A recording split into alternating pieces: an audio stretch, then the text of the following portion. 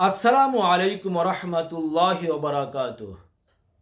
প্রিয় মুসলিম ভাই এবং বোনেরা, আমাদের দেশের আলেম ওলামারা একটি হাদিস নিয়ে খুব বেশি আলোচনা করে থাকেন। এই হাদিসটি নিয়ে আলোচনা করে তারা বুঝাতে চান যে আল্লাহর নবীর বাণী হচ্ছে আল্লাহর কোরআন এবং নবীর সুন্নাহকে আমাদের দৃঢ়ভাবে ধারণ করতে হবে। আল্লাহর কিতাব এবং নবীর সুন্নাহকে দৃঢ়ভাবে ধারণ করে রাখলে আমরা বিভ্রান্ত হব না, পথভ্রষ্ট হব না। অবশ্যই আমাদেরকে আল্লাহর কোরআন এবং নবীর সুন্নাহকে দৃঢ়ভাবে ধারণ করে রাখতে হবে। দৃঢ়ভাবে ধারণ করে রাখলে আমরা বিভ্রান্ত হব না, পথভ্রষ্ট হব না। সে হাদিসটি হচ্ছে এই: তারাক্তু ফিকুম আমরাইনি লাং তাদিল্লু মাইন তামাসসাকতুম বিহিমা কিতাবাল্লাহি ওয়া সুন্নাতু রাসূলিহি। অর্থাৎ, তোমাদের মাঝে আমি দুটি বিষয় রেখে যাচ্ছি। তোমরা যতদিন পর্যন্ত এই দুটি বিষয়কে, দুটি জিনিসকে দৃঢ়ভাবে ধারণ করে রাখবে, ততদিন পর্যন্ত তোমরা বিভ্রান্ত হবে না, তোমরা পথভ্রষ্ট হবে না। আর সে বিষয় দুটি হচ্ছে, সে দুটি জিনিস হচ্ছে আল্লাহর কিতাব এবং আল্লাহর রাসূলের সুন্নাহ। এই হাদিসটি মুয়াত্তা মালিকে রয়েছে এবং আল মুস্তাদরাক আল হাকিমে এই হাদিসটি রয়েছে। আমাদের কথা হচ্ছে, প্রিয় নবী হযরত মুহাম্মদ সাল্লাল্লাহু আলাইহি ওয়াসাল্লামের এই যে হাদিসটি আমরা আলোচনা করলাম, আলেম ওলামারা এই হাদিসটি খুব গুরুত্বের সাথে বারে বারে আলোচনা করে থাকেন ওয়াজ মাহফিলের মাঝে। কিন্তু এই ক্যাটাগরির আরেকটি হাদিস রয়েছে, সে হাদিসটি সহিহ, সে হাদিসটি তিরমিজি শরীফের মাঝে সুন্দরভাবে আলোচনা এসেছে। আলেম ওলামারা সেই হাদিসটি কখনো আলোচনা করে থাকে না, সে হাদিসটির কখনো উল্লেখ করে থাকে না। এখানেই হচ্ছে কিছু কিছু আলেম ওলামাদের সমস্যা।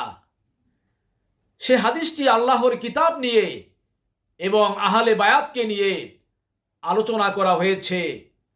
আল্লাহর কিতাব নিয়ে, আহলে বায়াত নিয়ে নবীজি সাল্লাল্লাহু আলাইহি ওয়াসাল্লাম, নবীজির পরিবারবর্গ নিয়ে এই হাদিসটি খুব গুরুত্বের সঙ্গে বর্ণনা করেছেন, আলোচনা করেছেন। এই হাদিসটিও প্রত্যেকটি আলেম ওলামার আলোচনা করা উচিত, হাদিসটি মানুষের মাঝে উপস্থাপন করা উচিত। সে হাদিসটি হচ্ছে এই: নাসর ইবনে আব্দুর রহমান কুফি রাদিয়াল্লাহু আনহু এবং জাবির ইবনে আব্দুল্লাহ রাদিয়াল্লাহু আনহু থেকে বর্ণিত। তারা বলেন, হজের সময় আরাফা দিবসে আমরা রাসূলুল্লাহ সাল্লাল্লাহু আলাইহি ওয়াসাল্লামকে তার কাশওয়া নামক উষ্ট্রিতে আরোহণ করে খুতবারত অবস্থায় দেখেছি। তিনি তখন বলেছেন, ইয়া আইয়ুহান নাস আন্নী তারাকতু ফিকুম মা ইন আখাযতুম বিহি লাং তাদিল্লু কিতাবাল্লাহি ওয়া ইত্রাতি আহলা বাইতি। অর্থাৎ, হে লোক সকল, আমি তোমাদের মাঝে দুটি জিনিস রেখে যাচ্ছি। তোমরা যদি এ দুটি জিনিসকে দৃঢ়ভাবে ধারণ করে রাখো, তাহলে কখনো পথভ্রষ্ট হবে না। তা হচ্ছে আল্লাহর কিতাব এবং আমার আহলে বায়াত, অর্থাৎ আমার পরিবারবর্গ। নবী করিম সাল্লাল্লাহু আলাইহি ওয়াসাল্লামের এই হাদিসটি তিরমিজি শরীফের 3786 নম্বর হাদিস। এই হাদিস অনুযায়ী আমরা বুঝতে পারলাম যে আল্লাহর কিতাবকে আমাদের যেমন অবশ্যই মেনে চলতে হবে, নবীজি সাল্লাল্লাহু আলাইহি ওয়াসাল্লামের সুন্নাহকে যেমন অবশ্যই মেনে চলতে হবে, তেমনিভাবে নবী করিম সাল্লাল্লাহু আলাইহি ওয়াসাল্লামের আহলে বায়াতকে, তার পরিবারবর্গকে অবশ্যই মেনে চলতে হবে।